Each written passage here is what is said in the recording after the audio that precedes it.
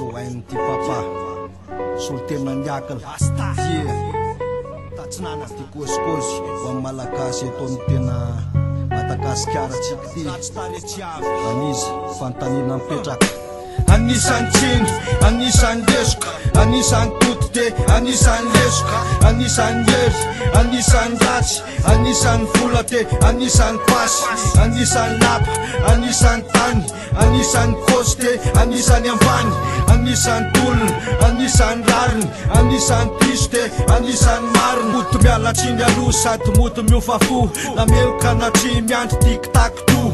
Mitoty aloha tatsisy fa ny ataotsika miverina raha lesona no alaina lesoka ny to tamberina. Hery fafanentina ary aseho maneran-tany, nefa ny aratsina no mpasetsy ny hafarany.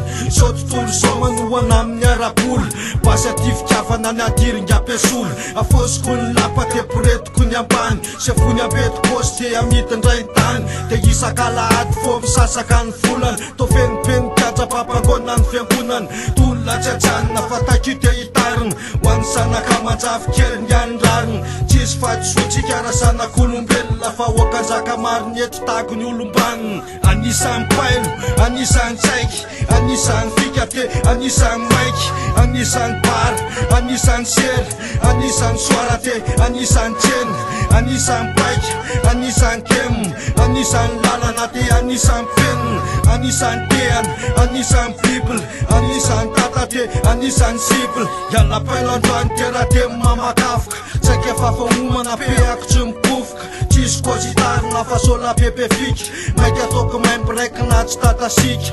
Isanandro tô mirefo foana anaty bara, sa tsy miotona ny sera beko ny amarara. Indrindra rehefa soara tsy mbakisitra natara, fenipoka ny tsena te korazy tatafara. Hita mihitsy rehefa matipaika vitakatsy, anatina kemma perikoloritazy. Atseny andalana katrany ambofo tsy ayafenina, reto asa soratra kifeko sa raiko tsy atelina. Papisady apenina filoko santeana, ohatriny anatina bibla to tsy haiko sehana. De mitoy ny tatary toizako ny toto, tanora-ndray ny siboleto na endrina poto.